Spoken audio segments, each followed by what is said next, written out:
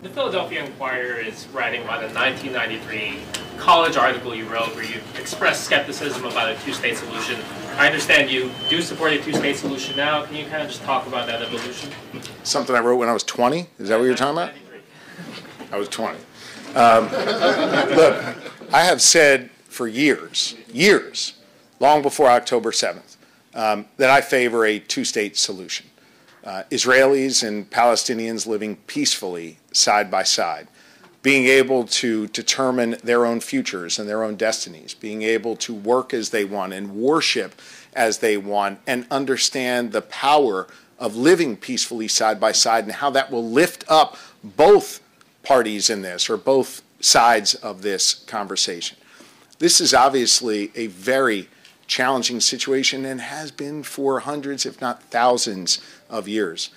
It is my hope that we can see a day where peace will reign in the Middle East, where there will be a two-state solution, where all leaders involved in the conversations will respect the other side and show a willingness to make the hard choices to find peace. And I hope that the U.S. government will always be a partner in peace and trying to find a path forward in the Middle East.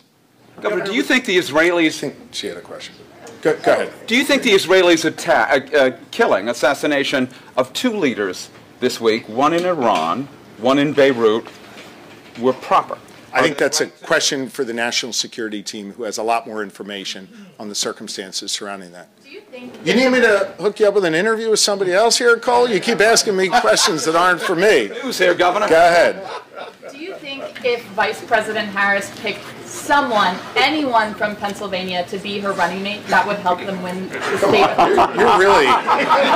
You're like, I'm not doing the hypothetical game. The Vice President has a deeply personal decision to make. She will make the right decision for her and for the country. Governor, would you accept the job? Got somebody. Okay. Will you be attending Harris's rally on Tuesday? I hope to be, yeah. Governor, would you accept the job if Vice President I'm Harris... not going to engage in these hypotheticals. The Vice President's going to make the decision she wants to make. Governor, I know it feels like ancient history now, but after the debate between President Joe Biden and former President Trump, voters still have questions about the president's mental fitness.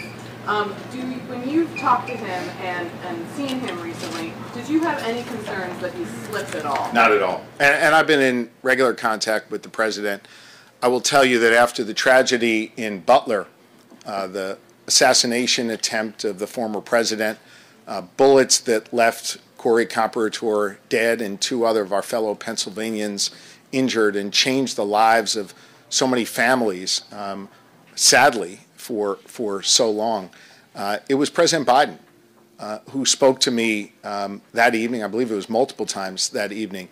He was on top of that, on top of so many other things. I'm grateful for the president's partnership. I was grateful that he reached out to me just moments after he decided to end his campaign. And I think his ability to do the job is unquestioned, certainly in my mind, and his ability to carry us forward as a nation and do big things over his remaining months in office, I think is something that should offer comfort to the American people. Take a look at what he accomplished that was announced just yesterday, freeing 3 hostages from Russian prisons. That's right. That took time to put that together. That took a determined president of the United States who has strong alliances around the world to be able to pull that together. And these 3 Americans, the American people, are better off because of his leadership. I'm grateful for the investments that the president continues to send our way in Pennsylvania. The I-83 South Bridge in Harrisburg, 200,000 cars and trucks go over it every day. It's been years of people talking about fixing it. President Biden figured out a way to get us the resources to do that.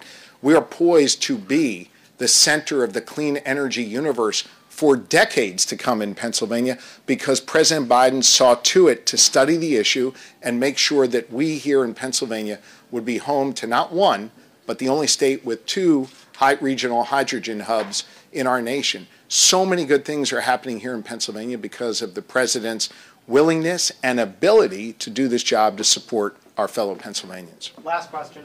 Governor, J.D. Vance just said this about you, and these are his words, quote, he compared you to a really bad impression of Barack Obama. What is your response to that? Is that what he said? That's great. I love how we get the real-time quotes here. I mean, look, I don't know.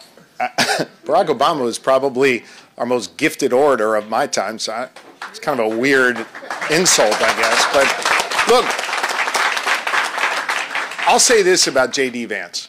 It is real hard being honest with the American people when you're not being honest with yourself. J.D. Vance is a total phony baloney. He is the most inorganic candidate I think I have ever seen on the national stage. He doesn't know what he believes, and that is why it is impossible for him to articulate a coherent message to the American people, because he doesn't believe it. This guy is not exactly off to a good start, and it is clear that Donald Trump really has buyer's remorse with his pick.